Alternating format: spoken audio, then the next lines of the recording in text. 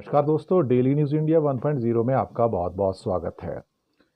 दोस्तों, कल रात रशिया ने जो यूक्रेन पर अटैक किया, करीब करीब 200 प्रोजेक्टाइल थे उसमें। 200 प्रोजेक्टाइल का मतलब लगभग उसमें 100 ड्रोन थे और 90 मिसाइल्स का इस्तेमाल किया गया।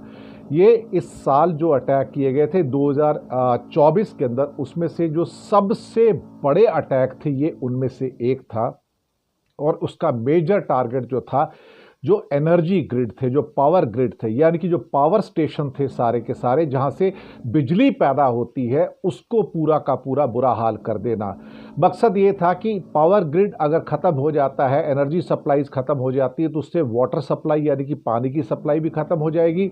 और इतनी बड़ी सर्दी के अंदर यूक्रेन में, जबकि माइनस में टेम्परेचर चले जाते हैं, वहाँ पर तो ना उनको बिजली मिलेगी, ना गर्म पानी मिलेगा, ना उनको घर को हीट करने को जगह मिलेगी।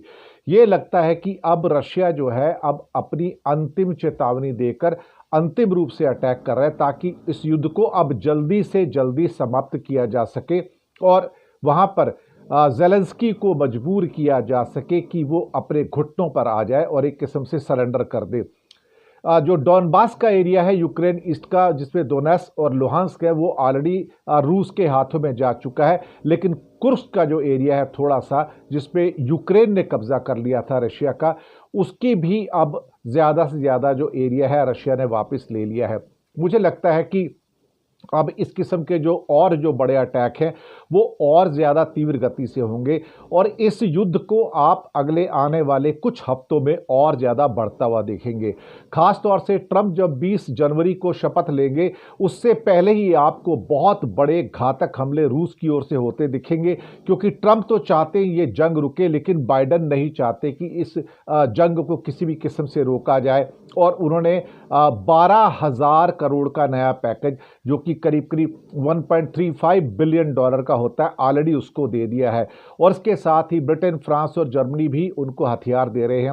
हालांकि जर्मनी इस लाइन से थोड़ा हटता हुआ नजर आ रहा है कि जो डेडली मिसाइल्स है उसको ना दी जाए, लेकिन पुतिन के अब जो इरादे हैं कुछ और लग रहे हैं।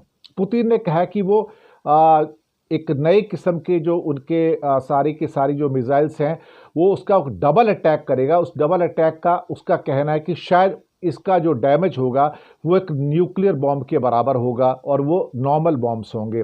तो इसके द्वारा वो एक किस्म से इस वॉर को फिनिश करने की सोच रहा है, यानी कि न्यूक्लियर बम के यूज़ किए बिना भी अगर वो डबल ट्रिपल अटैक करता है कन्वेंशनल मीन्स के द्वारा, तो उसके द्वारा वो पूरा का पूरा ज़ेलेंस्की को घुटनों पे लाने की बात सोच रहे हैं। शायद अब आपको अगले कुछ हफ्ते जो होंगे वो काफ़ी लीथल, काफ़ी फेटल और काफ़ी खून खराबे से भरे आप देखेंगे, और जिसमें रूस अब अपनी पूरी शक्ति के साथ यूक्रेन को नेस्तनाबूद करता हुआ नजर आएगा। इसी की उम्मीद है और यही होगा, और तभी इस युद्ध का अंत होगा। लेकिन जब तक ज़ेलेंस्की है तब तक तो युद्ध चलेगा। या तो ज़ेलेंस्की को रिप्लेस कर दिया जाए, या फिर एक कहा जाए कि रूस इतना बड़ा अटैक करे कि पूरा का पूरा कीव जो है, जो उसकी राजधानी है, वही पूरी ध्वस्त हो जाए, तभी कुछ होगा। और शायद हम उसी दिशा की ओर आगे भी बढ़ रहे हैं। शुक्रिया आपका।